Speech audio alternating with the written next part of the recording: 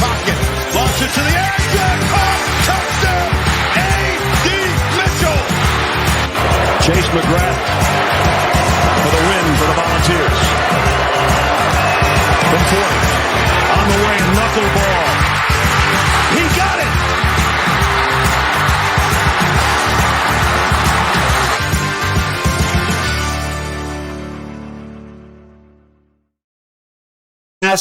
Massive week in college football comes here today. I am Colin Baschnagel, your host here on Bash's CFB Show. You can find me on TikTok, Bash's CFB Show.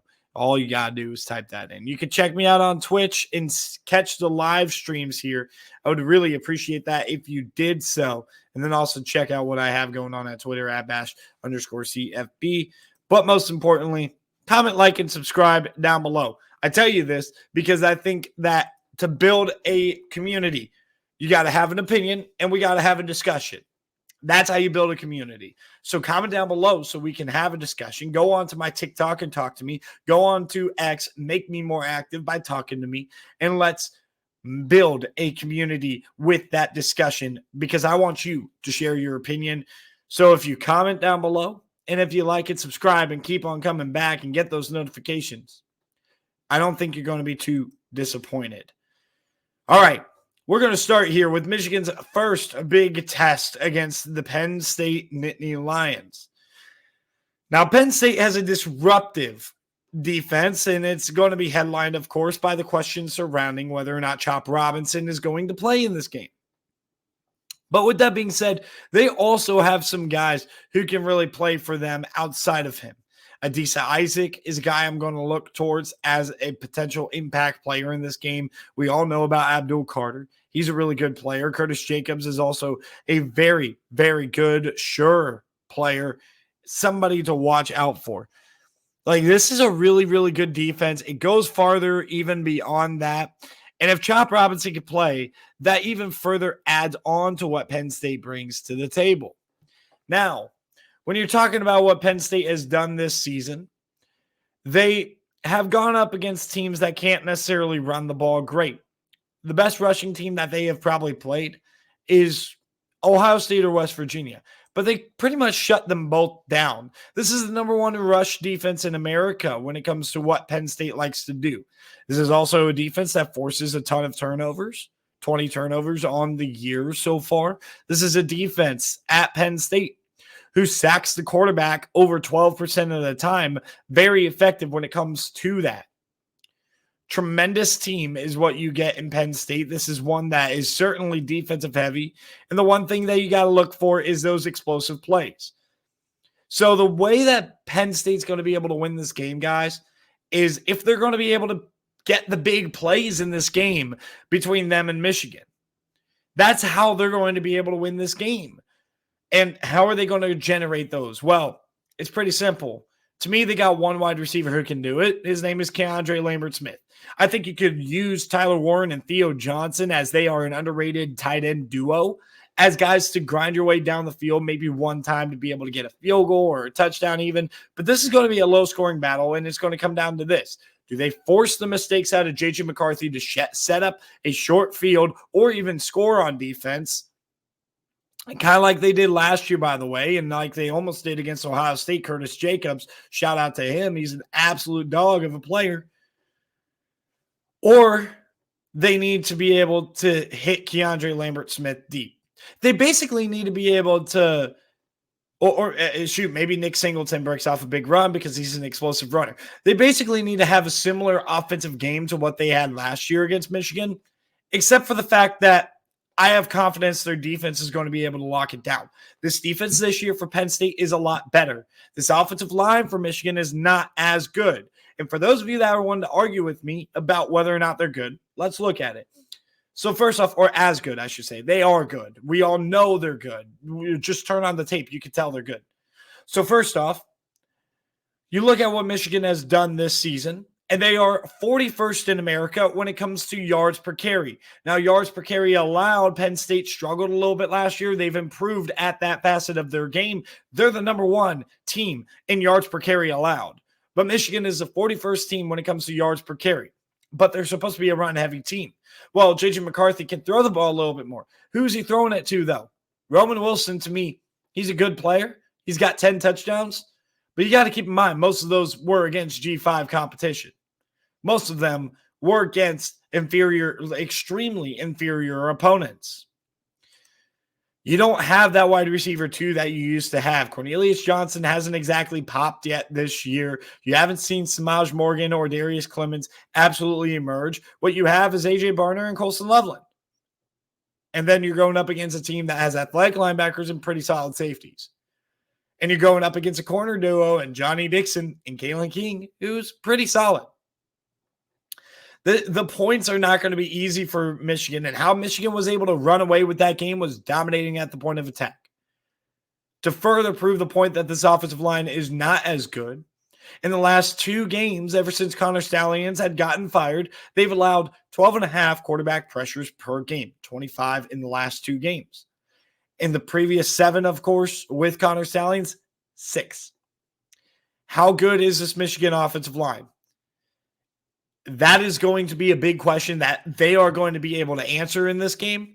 But I think this game is going to come down to how many big plays can Penn State make. I think they fall 1 big play short.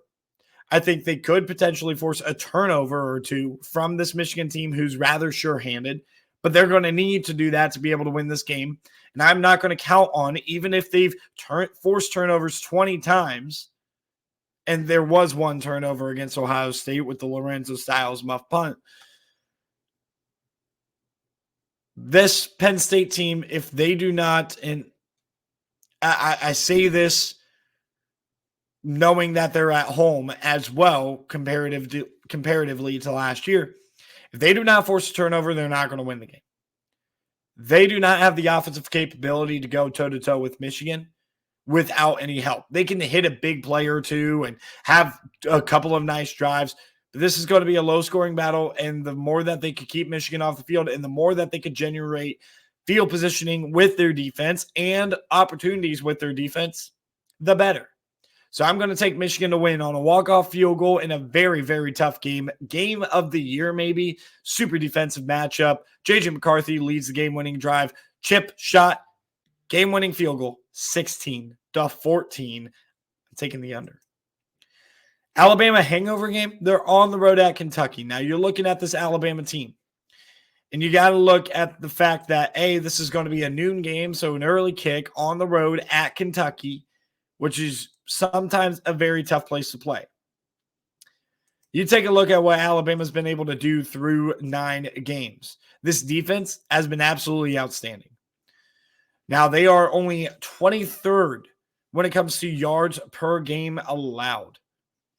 And they are also only 21st when it comes to yards per play, 25th when it comes to yards per rush, and 23rd when it comes to yards per pass play. However, this is a Kentucky team that we haven't really seen consistency out of. We've seen games where their run game has dominated. We've seen games where their offensive passing attack has kept them in the game. The big question I'm going to have for Alabama as health is a little bit of a question right now at the cornerback position with Key getting hurt. Do you have a situation where these handful of good wide receivers at Kentucky are able to eat them up? But the bottom line is this is all going to be about whether or not Alabama shows up for this game. If Alabama sleepwalks through the first half, you're going to look up at halftime and it's going to be a close game. And that's what you're going to get. But Alabama is a better team, and this is also Nick Saban. So to say that Alabama is going to have a hangover game, I would be an ignorant fool. I'm going to take Alabama to win. I'm going to take Alabama to win pretty big against a Kentucky team that I had respect for. But I've kind of lost a little bit of that lately. Primetime gets back on track. Are we looking at a game where they can be able to make a statement against a college football playoff top 25 team? They are playing on the road at Arizona. Or, pardon me, are they at home against Arizona? I can't remember, actually. But they are playing Arizona. Noah Fafita has been a fantastic quarterback since taking over for Jaden DeLora, and he has progressively gotten better as the season goes on. But does this catch up to them? And pardon me, it's in Folsom Field. Does this catch up to the Arizona Wildcats in this ball game? I don't really think so. So first off, you got to talk about the offensive mess that is at Colorado right now. And the bottom line is this. Colorado is a team that has an offensive identity that is hurt when it comes to what they are doing. Sean Lewis got play calling duties stripped away from him. Don't know why Dion decided to do that. And then you look at the defensive side of the ball, and they just have not been good. And they haven't done good against wide receivers like Jacob Cowing or McMillan, for example. And this is a rather balanced attack at Arizona as well. You could talk about Noah Fafita in this throw game, but their rush offense has been very, very consistent, very, very solid. You look at what Coleman's been able to do this year, he's been a really solid running back. I think Arizona wins. I think they win with flying colors. I don't think Dion has handled this situation exactly correct, and I think that they struggle to get back on track as they host Arizona in this game, and Arizona continues on rolling as a top 25 team in the college football playoff poll. Miami and Florida State rivalry craziness. We get it this week. It is a big-time rivalry, and we're going to talk about it because Florida State, they absolutely hate the Canes. They can't stand the Canes. But here is Shannon Dawson coming in with an offense that has explosive ability, but they have really struggled as of late. They've reverted back to the 2022 version of Miami that we have come to know. Can Miami get back on track in this game? A guy that absolutely caught my eye early on was George, a wide receiver. He had been pretty solid for this Miami squad. They've been able to run the ball. But Tyler Van Dyke has looked like a different Tyler Van Dyke than what we saw early on in the season when Miami fans were trying to push for a Heisman night. But this Miami defense has also struggled a little bit at times, and they've also been really good at times. So, number one, which Miami defense do we get? And number two, which Florida State defense do we get? Because we've gotten a defense at Florida State that outside of Fentrell Cypress has struggled at times in that secondary, covering wide receivers. And then when they have been able to cover long enough, they've struggled with mobile quarterbacks. But that's not what Tyler Van Dyke is. And I think the lack of exposure of a mobile quarterback on Florida State is what is going to kill Miami in this game. And I think Florida State demonstrates that they are the better team. I'm going to take Florida State to win this one 34-20. I think that they are the better football team. I think they're going to be up for this rivalry game. And I know that Mike Norvell has his team ready for what's to come as they try to make a run towards the college football playoff. Will Washington stay undefeated versus Utah? This is an interesting matchup because it's a polar opposite matchup of what you got last week with USC and Washington.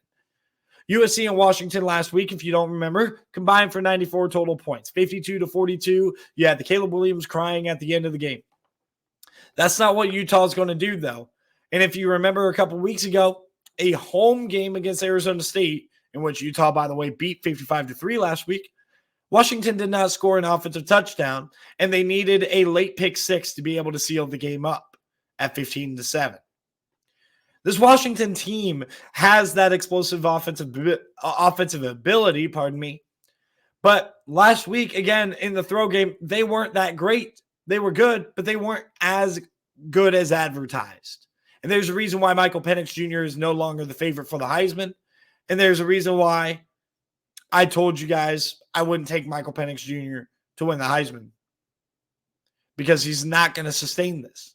Teams are game planning around it. Even USC, for all the turmoil they had, they game planned around it and forgot that Dylan Johnson has the ability to run the football at the tune of 256 yards last week. Utah is a really, really stingy front seven. So the one dimension that Washington is going to have is going to be throwing that football. I don't know if they can absolutely kill it throwing the football in this game. And I think Utah is going to be able to keep this insanely close. A one-possession game, a lower scoring game than what we would expect from Washington. But I do think that Washington does get it done at home. I really thought about picking Utah to win this game outright. But I am not picking against Washington again. But do not be surprised if this Utah defense is able to come up big and beat the Washington Huskies. Can Missouri defeat Tennessee in Columbia? Well, what is the matchup that we have here?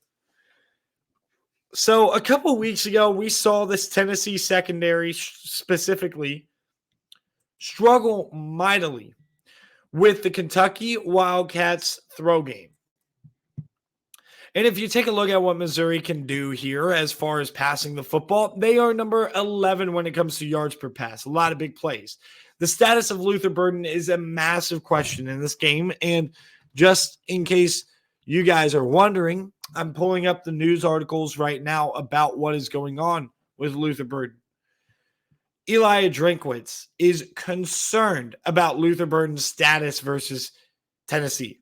What does that tell you? Luther Burden is not playing in this game. So somebody else is going to have to step up other than their 5-star wide receiver. And I don't know if they can do that. So what else is going to have to step up? An experienced defense. An experienced defense indeed. I'm going to take the Missouri Tigers to win a home game with Brady Cook at quarterback and an experienced defense that has been questioned, but has also shown up pretty big in some big-time moments. I think Missouri finds a way to win, even without Luther Burden, and I'm going to assume he's out. And Missouri defeats Tennessee at home. They can do it. Rutgers and Iowa, I just want to talk about the defensive battle that we have here. You got two of the top defenses in the Big Ten, but at the end of the day, Rutgers has a better offense. So how is Iowa going to find a way to win? The answer is this. One team has... how do I put this? One team has the ability to take a 3-and-out, and the other team has a quarterback that throws too many picks and does not throw the ball accurately whatsoever. Gavin Wimsatt.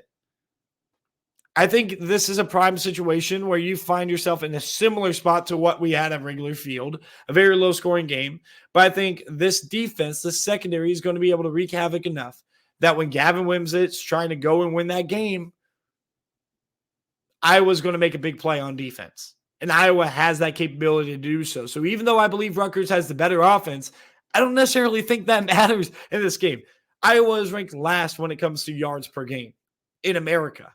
And yet they're still a top 25 team. You know how hard that is? And I think they continue rolling on here against Rutgers. I really do. So I'm going to take Rutgers to fall on the road to Iowa. And I think a part of it is being hungover over the Ohio State game and having to travel out west halfway across the country to play this game.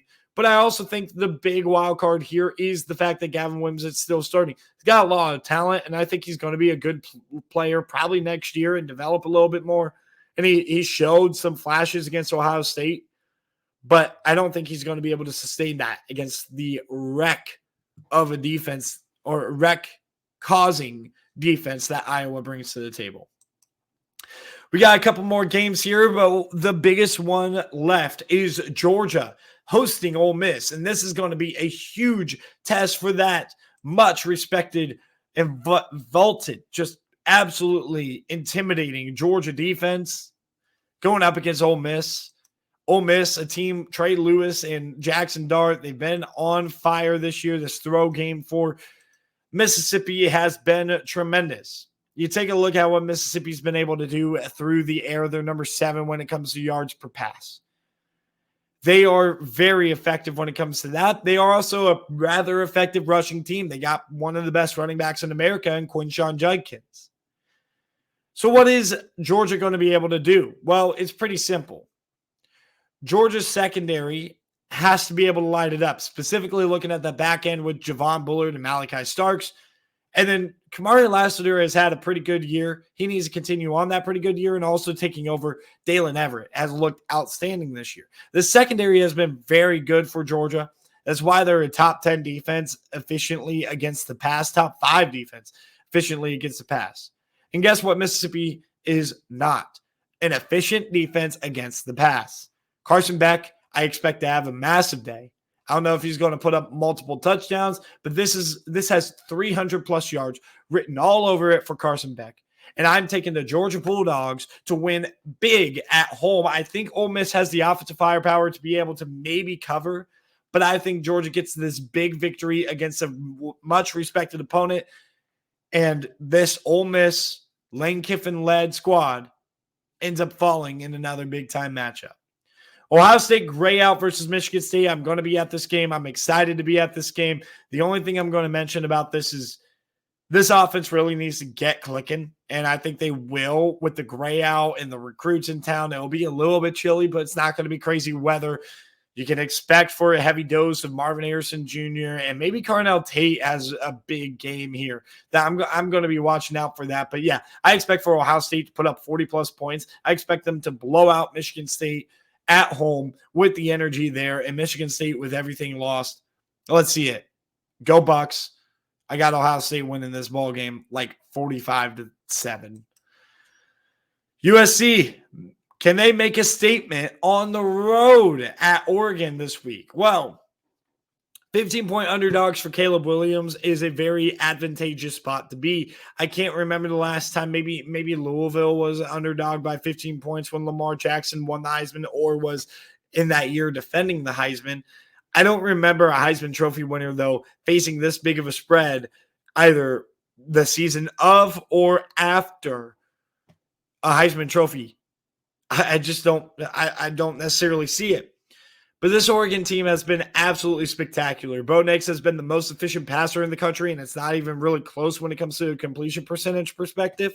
And this offense has been absolutely killing it with Jordan James, with Bucky Irving, with Noah Whittington. This offensive line, anchored by the transfer from Rhode Island, Johnny Cornelius, they've been amazing. They've been spectacular. They've been everything they're hyped up to be. And that's why I do think that maybe they take a little bit of a back seat here defensively, and USC makes it interesting for a little while. And I'm curious to see if USC can be more aggressive, or not more aggressive, can keep their aggressive mentality with Alex Grinch gone, and see if they can maybe force a couple of mistakes, maybe a couple of long third downs, and see if they can get Oregon off the field a couple of times and try to keep this game close. I think USC is going to put up a ton of points, and I think that they cover, but Oregon wins. Walk That Line is here. We're going to talk about it here. 70-64-2 is the record right now for this week that we're going to have. Penn State, Michigan, I'm taking under 45. I think this is a race to 20. If that, I just predicted the fact that I don't think a single team is going to score 20, but if a team scores 20, that's the team who wins. Boston College, plus 1.5. They're hosting Virginia Tech. I think Virginia Tech's going to struggle with containing Castellanos. And I also think that this Boston College team, they've had their ups and downs, but they are playing for Coach Hafley's job. Charlotte, plus 9.5. A little bit too much for a Memphis team that is inconsistent. And Charlotte is a much improved team from what they were last year. NC State, minus 2.5 on the road at Wake Forest. They're a much better team than Wake Forest, and Dave Doran, if he's a good coach, that's worth the cashish in that job. They're going to find a way to win. Shockingly here, sitting at 6-3, they've just found a way to win some games, even though they're not a great team. And I love that defense, headlined by Peyton Wilson, one of my favorite linebackers in the country. Iowa, minus 1. I think they win the game against Rutgers. I just think they find a way. I have a gut feeling with it. Oklahoma State, minus 2.5. I know that John Rice Plumlee is back. I don't understand how UCF is going to be able to stop Ollie Gordon at all. I expect for Ollie Gordon to go for another 200-plus yards in this game, and Oklahoma State's offense is going to keep on rolling. Missouri, plus 1.5. I'm taking them with or without Luther Burden. I just have this is, again, a gut feeling here. I'm taking Missouri. And then finally, last slide, Ohio State over 38.5 points. I think they score over 40. UNC Duke, I'm taking the under 51. This Duke defense is very legit, and this offense has sputtered with Riley Leonard's health being in question. I think this is a lower scoring game. I'm interested to see how this rivalry in Tobacco Row goes. Finally, I'm taking USC plus 15. I just have a feeling that Caleb Williams is getting, and a lot of this is feel. I have a feeling that Caleb Williams is going to find a way to cover against the Oregon Ducks. So with that being said, I appreciate you guys for tuning in. Thank you guys for tuning in. Enjoy your weekend of college football, and we'll see you next time.